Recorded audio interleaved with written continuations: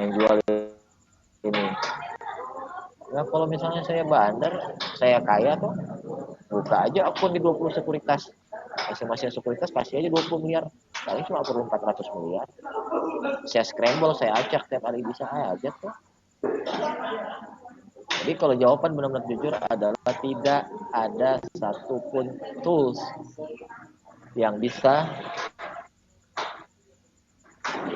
membaca arah bandar. Kalau tools ya, kalau nanya tool bandarmologi. Nah, terus pertanyaannya kenapa Pak Juta pakai ini? Pakai Stockbit punya apa segala macam? Karena saya sudah backtest. Saya sudah backtest. Ada emiten memang kalau misalnya Stockbitnya bilang akumulasi, itu dia pasti turun dulu baru naik. Ya, kayak sih. Kalau saya bilang saya kan orang Melayu ini ngomong kasar sih jahanam dong ini. Jadi si jahanam satu ini kalau diakumulasi gak lama turun dulu. Itu kelihatan distribusi dia baru naiknya malah jahanam ini masih doit gitu. Nah, ada caranya.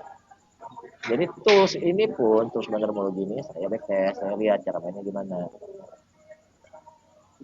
Tolong dong kita jangan jadi orang yang percaya sama orang lain seperti yang saya bilang kemarin. Ini mohon maaf nih, saya nggak maksud mendiskreditkan siapapun. Jadi misalnya kayak bandarmologi kan yang terkenal misalnya kayak Pak Arga J. Karo gitu. Dia bilang bandar tuh kayak gini, cukup pakai tools ini. Saya ada loh toolsnya Pak Arga J. Karo, mirip banget sama ini. Ya. Bandar tuh kayak gini, bisa dibaca pakai tools ini apa semacam. Bapak-bapak, ibu-ibu percaya telan mentah-mentah, mampus kemarin. Kalau saya bandar mampu nggak saya ikut kelasnya Pak Arga J. Karo, saya kirim anak buah saya yang ikut dapat tools. Mampu nggak saya baca ojek bulan? Tapi satu hal yang pasti, kalau udah di backtest sudah ketahuan, oh bandarnya kayak gini gitu. Ini lihat ya stock ya, lihat ya doit ya.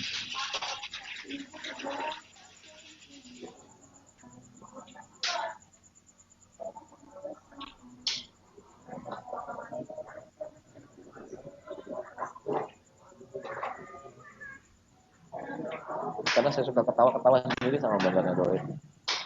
Pak Nana itu suka ketawain bandarnya doit. Ya, ini kan bandar overlay nih.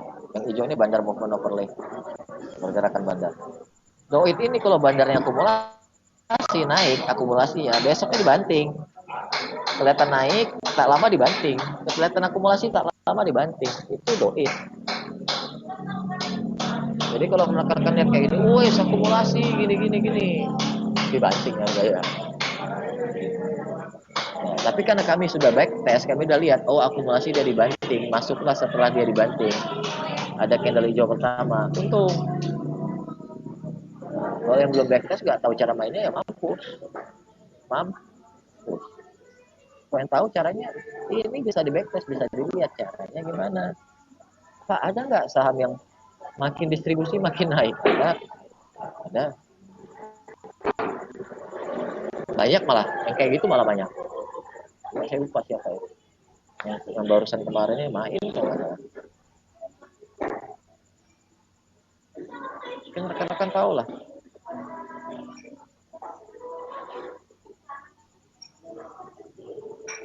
BILD. Sabar Pak Michael, nanti habis ini saya jawab.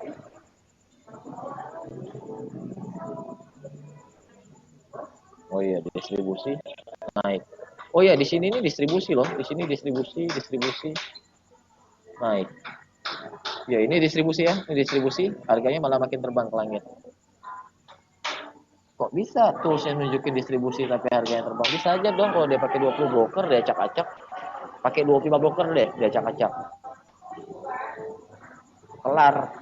Stockbitnya baca distribusi, padahal dia mau naikin harga.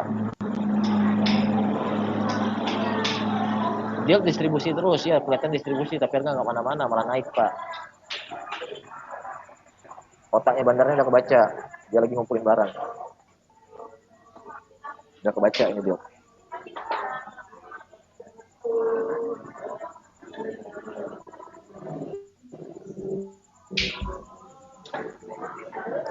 Membedakan yang false atau tidak dari mana? Jawabannya simple Pak, volume Pak. Tanggal berapa tadi? 18 Mei ya?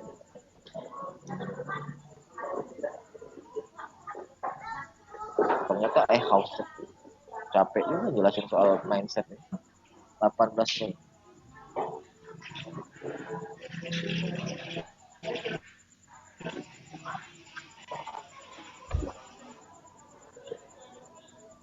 Mei volume segitu. Yang ini 2 kalinya volumenya Pak. Hampir 2 kalinya. Nah, jujur Pak ya, jujur.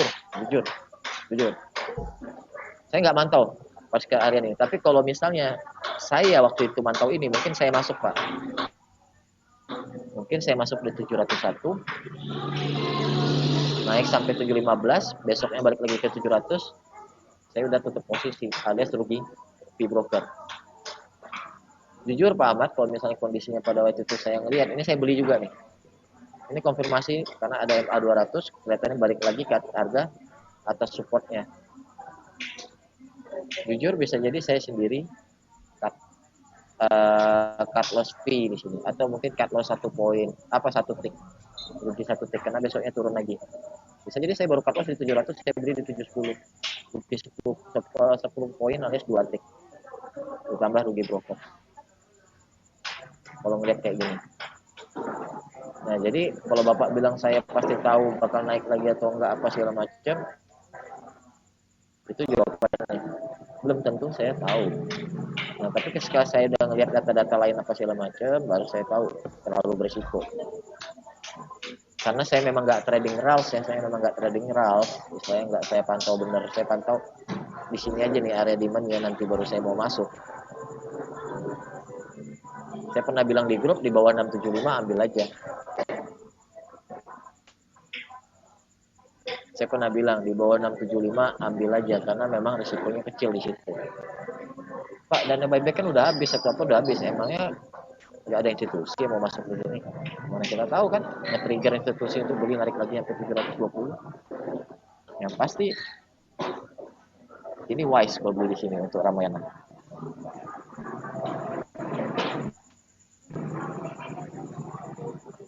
Nah, lanjut. Saya nggak mau bahas satu-satu chat ya, serius. Saya nggak mau bahas satu-satu chat. Teman-teman nggak dapat apa-apa kalau cuma bahas besok sama apa sampai apa enggak. Saya mau ngajarin mindset.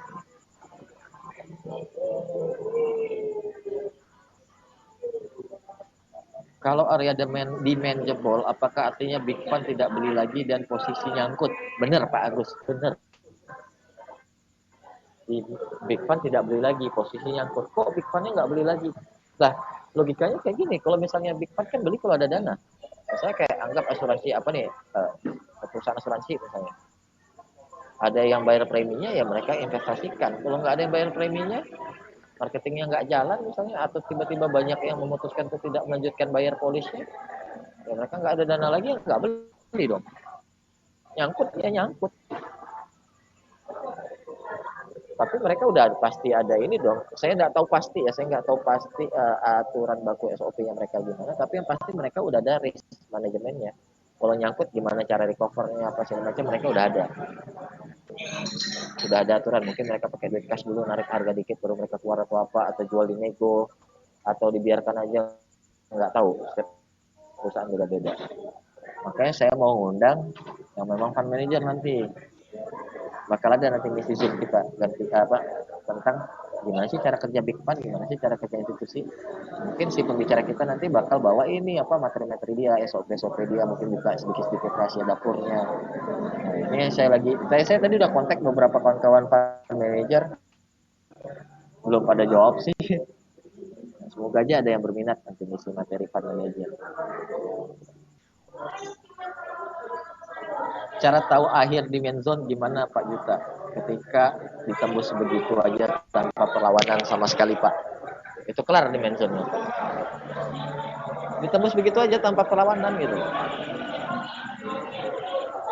ini kan demand nih. Demand area lah nih, demand zone nih. 700 710 demand zone. Ada perlawanan nih Pak kan? Ada perlawanan. Ada demand di sini. Nah, ternyata besoknya pun ada perlawanan, besoknya lagi KO perlawanannya. Jebol terus. Udah kelar ini. Udah nggak ada perlawanan lagi ketika candle ini. Di dimensionnya udah nggak ada perlawanan.